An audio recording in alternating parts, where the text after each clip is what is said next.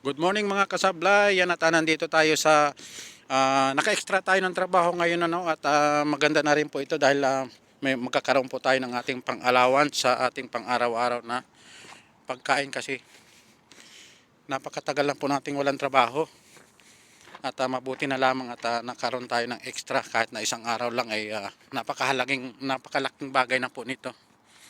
Yan po yung aming pagtatrabaho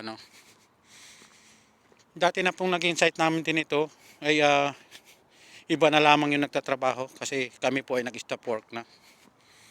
Dito rin po kami dati galing sa site na ito. Yan po, napakarami pa pong gagawin dito. Kala nga namin dito, tapos na ito eh. Napakarami pa pala. Ito po yung dati rin naming site.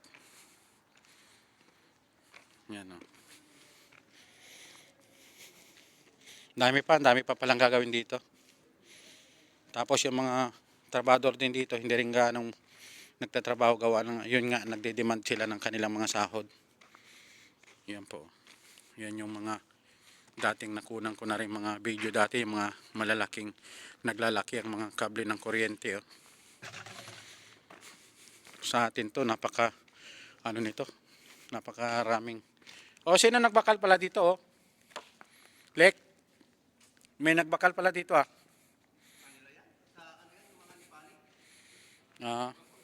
Ah, ibang kontraktor. Oo.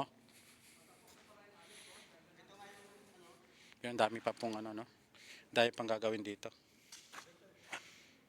Yan, may mga sandok panel. Yan po yung mga natawag na sandok panel Kami rin po dati nagtatrabaho ng ganito. Mga sandok panel.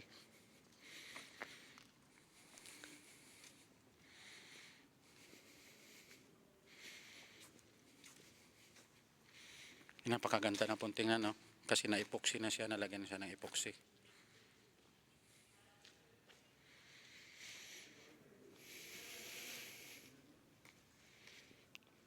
Yun napakalaki nung ginawa dito.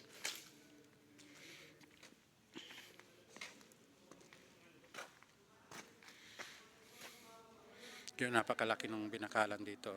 Ewan ko kung anong purpose nila dyan, bakit napakalaki nung parang manhole na yan.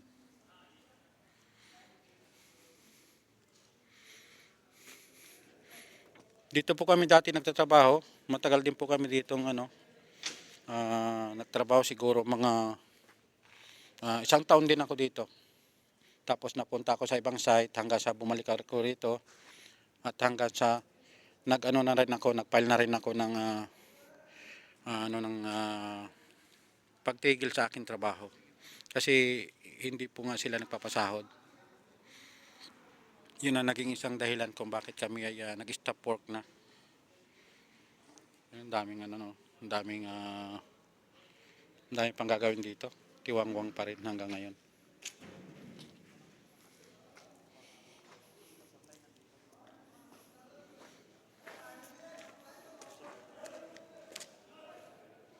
Yung mga nag-uupuan lang yung mga tao dito.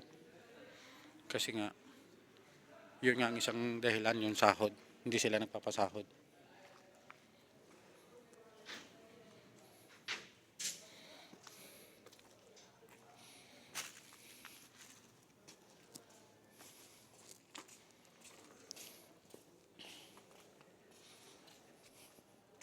Dami pa pong gagawin dito, napakarami pa. Napakarami pang gagawin. Siguro kung mga 1 year o half year dito, hindi pa tapos din ito. Kasi kung ganito lang ang sistema ng trabaho, yung hindi halos nagtatrabaho din yung mga tao, ay matatagalan talaga. Matatagalan ng proseso.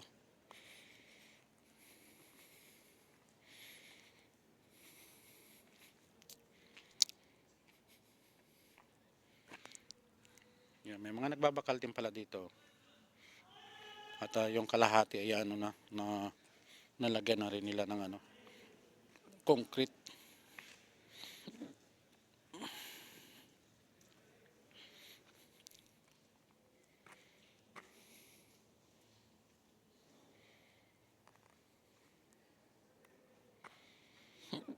iba na palang company rin ang gumagawa nito kasi baka nababagalan na rin masyado yung nagpapagawa nito kaya ibinigay na sa iba.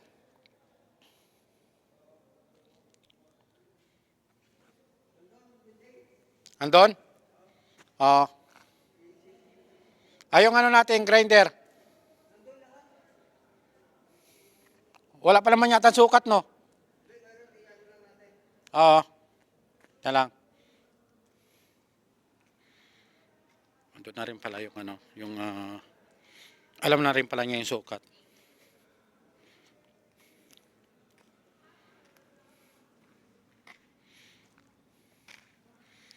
Tayo po maya-maya ay ano na no, magtatrabaho kasi extra lamang po tayo rito, baka mapagalitan tayo kapag ano, siyempre extra lang tayo, kailangan ay pakitang gilyas din tayo, balay natin. Sa mga susunod na araw ay ano yun pa rin tayo, kunin pa rin nila. Ang dami doon na tao, ano yung mga steel din yon? Anong ano nila? Hindi, kala ko yung, ganda na oh, epoxy na pala to. Ito sana yung papagawa sa atin. Yan? Mamaya. Yung dalawa. Ay, iba na nagtrabaho no? Sinamana. Hindi naman sila binayaran. Yun lang. Kawawa rin yung nagtrabaho pala dito guys, no? Hindi rin pala sila binayaran.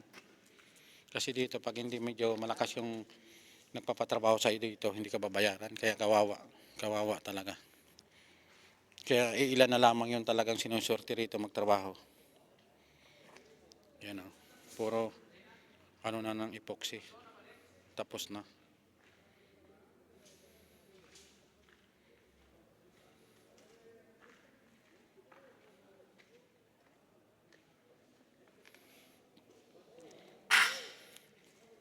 Yan lamang po at tayo po muna mag-end ang ating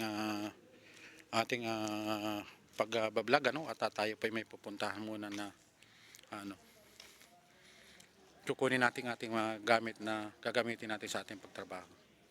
Yan lamang po guys, magandang umaga, mabuhay po tayong lahat. Happy ano ba ngayon? Martes na pala ngayon, kala ko happy Monday.